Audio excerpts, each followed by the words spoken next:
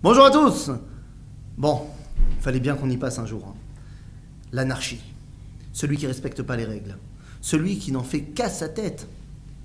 Bon, mais en même temps, il est celui qui a commencé à libérer le peuple juif. Vous avez compris? Je parle de notre musclore national.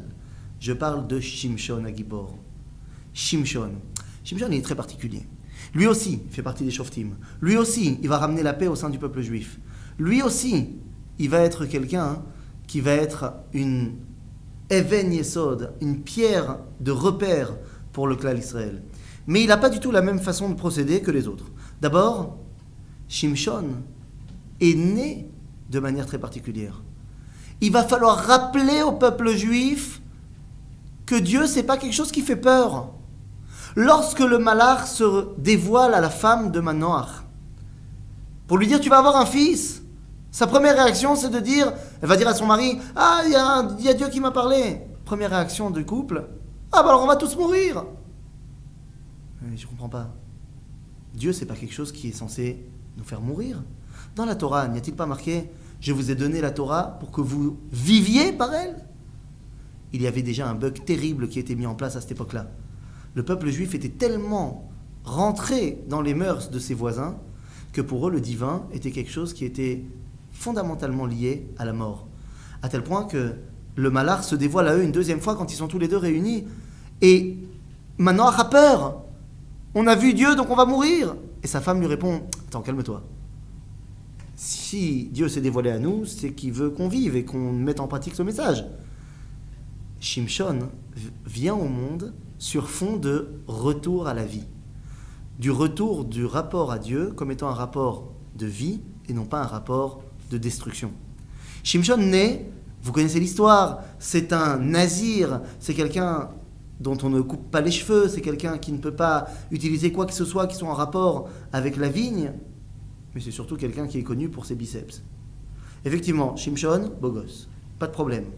Mais Shimshon est quelqu'un qui fait passer d'abord et avant tout sa conception du droit chemin. Ses parents n'arrivent pas à le gérer. Bon, en même temps, c'est pas possible de gérer un mec qui porte une vache à bout de bras. C'est sûr que c'est compliqué. Mais ils n'arrivent pas à le gérer parce que les parents sont encore dans un monde très très très ordonné de avant. Shimshon dit, moi je me détache du peuple juif. Le peuple juif, de toute façon, en ce moment, il fait n'importe quoi. Donc je vais aller à ma façon pour gérer les Philistins. Bon, ça passe surtout par des problèmes. D'abord, il choisit une femme qui n'est pas du peuple juif. Ses parents lui disent, non, franchement, t'as pas une petite juive sympathique à nous ramener à la maison?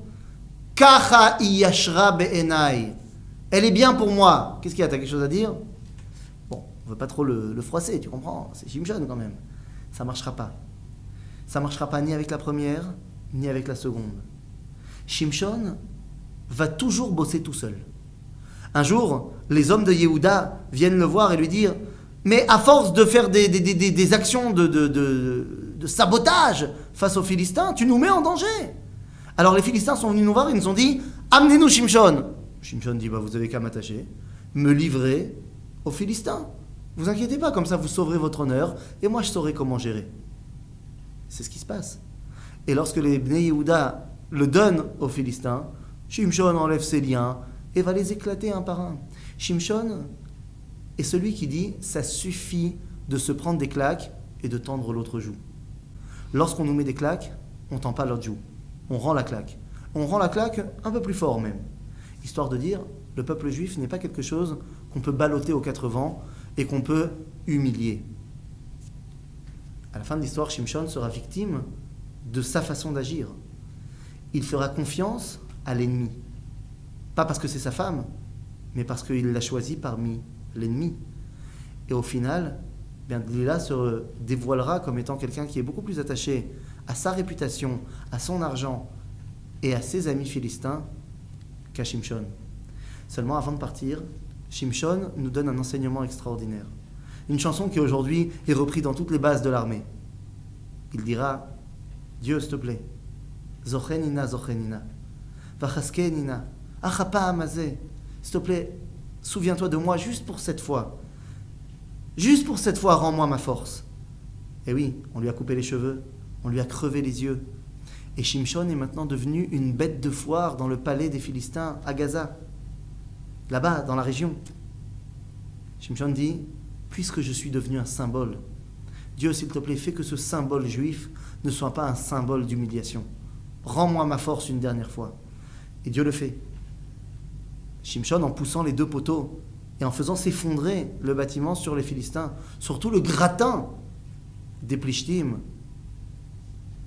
ramène la fierté dans le peuple juif. Il ne sera pas dit que le héros juif finit face à deux poteaux. Il ne sera pas dit que le peuple juif finit comme ça. Le peuple juif est capable de se relever, de réutiliser ses forces et de montrer que la flamme d'Israël ne sera jamais éteinte. Toda Rabba.